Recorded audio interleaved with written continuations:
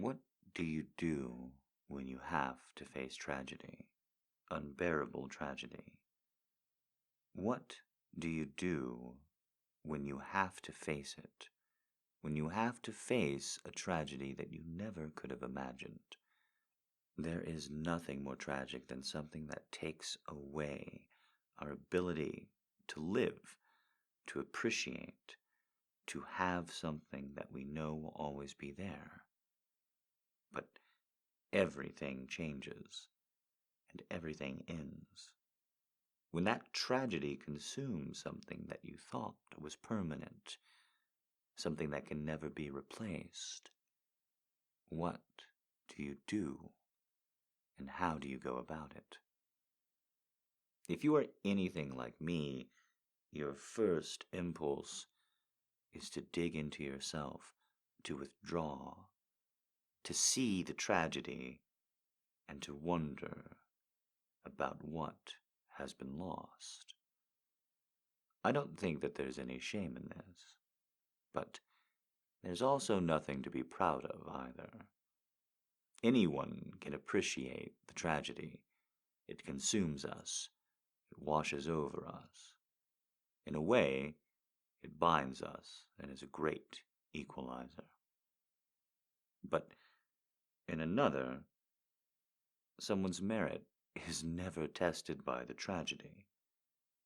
It is by their reaction to it. What do you do when you have to face unbearable tragedy? When something that can never be replaced is gone, is taken from your life, and you know it can never be restored. You start again. It is unimaginable to go on without it. The tragedy, it comes suddenly, and even if it is slow or foretold, it feels otherworldly. This can't be real. This isn't right. This isn't happening. But, of course, it is, and it has, and those fleeting moments are filled with blood, at least in my ears, the pounding of them, the sudden sinking feeling. It is all there, the tragedy in my body, and I imagine in yours as well. So, what do you do to face it? How do you begin again? The advice, well, it's simple. People will tell you over and over again, keep going. It gets better. You're stronger than you think.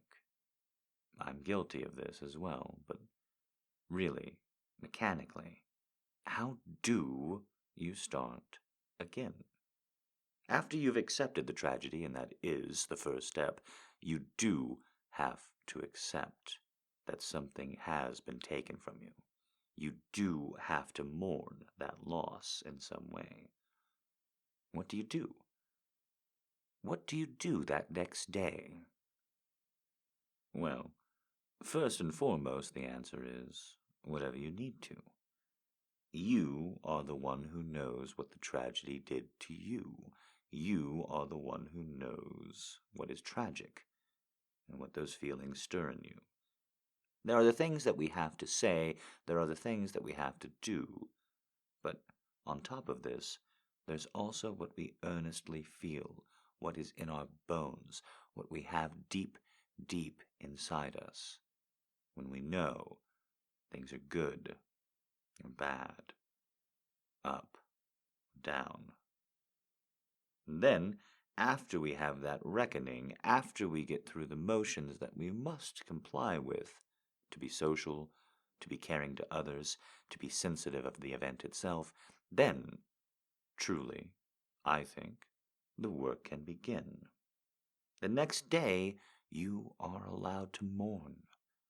You are, in fact, allowed to mourn as long as you wish. If you wish to carry a torch till the end of your days, because something else has been extinguished, you are allowed. There are worse ways of coping. However, you're not allowed to only mourn. You can give yourself mourning, and if you wish, you can even give yourself a length of time to do it, a period. I personally find this to be a bit foolish, but if it works for you, it works. If you can pull up your calendar and say, well, I'll be mourning the next 72 hours, but after that, fair play. Good to you. I wouldn't want to change anything at all. For the rest of us, however, mourning will be a very surreal and brief experience. Brief, not because the anguish is little, but because life has to resume. There is no other option. We must go back to that world of politeness, of niceties, of social function. It is what we would want when we are suffering, and so it's what we have to give others. This is not just kabuki. This is not a tea ceremony. This is not falseness either. When you give yourself the strength, after something tragic, to live, to really live, to interact with and respect the feelings of others, instead of just projecting your emotional state everywhere, you're also helping yourself to move on. I do earnestly believe. We are social. We are meant to be. And we do gain something from giving to others.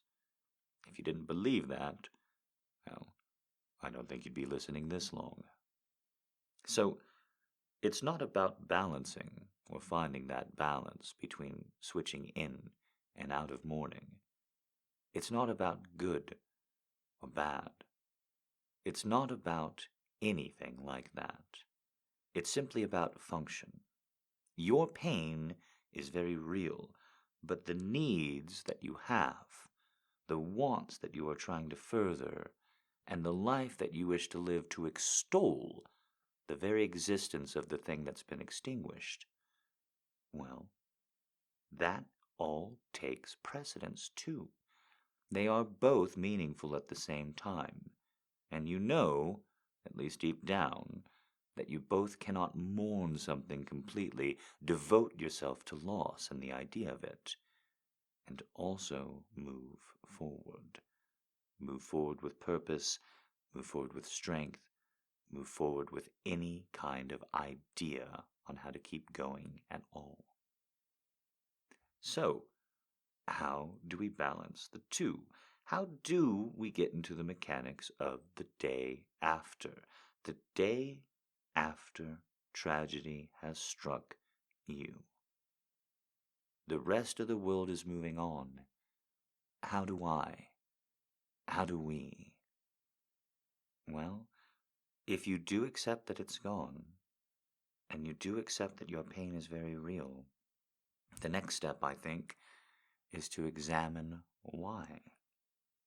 I implore you to dig into this pain. It does not have to be self-aggrandizing. It does not have to be emo.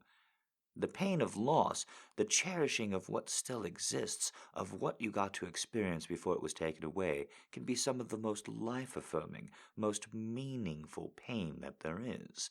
Don't swim in it. Don't take an extra lap around that pool. But don't deny it either. You feel a pain because something is lost, but you are still here. Now, you can end it there. You can seal off your mourning and your pain until it heals up enough, until you can walk around wounded. But I don't recommend it. I don't want that for you. Would you want that for someone that you were friends with, that you had liked, that you admired, that you enjoyed? I don't think you would. No. What I encourage you to do when the mourning period is over, when it is no longer too upsetting to even think about what was lost, is to ask yourself, what was it about this person, this place, this thing? What about it changed my life? What was so good about it? What made me want to be better? Why is there pain now that it's gone? I'm not going to pretend that the answers to these are easy, but I do think that they are worth digging into. Why? Because once you have your answers as to what the extinguished thing meant to you, well, you can use that information to carry it back into the world. What is gone can never be restored, only replaced, only built around. We know that. We know, and it is horrible. But what you can do, what I implore you to do with all of my heart to yours, is take the good moments, the good memories, the symbols of it that gave you something, and put them into practice. Put them into your work. Put them into your private life. Everyone alive has been touched by someone or something that is now gone and will never, ever come back. What do you do to carry on in its name? My answer is, be you. Be you and be encouraged by that person, that thing. Take it into the world. Remember and let it inform you. Mourn it when it is too painful, when the memory of it is simply too painful. And then put the mourning aside and in fact go on with your life, because there is no way that your life is worth any less than the experience of that pain. Don't fool yourself otherwise. Remember, even when you doubt it, even in your darkest times, remember, you are that bright light. You are that unextinguished thing to someone else. I am sorry for your loss. I don't know it, and I don't know the pain of it, but I am sorry for it. However, I do have one last edict for you. You must keep going, and you must cherish yourself in the same way that you cherish the lost thing.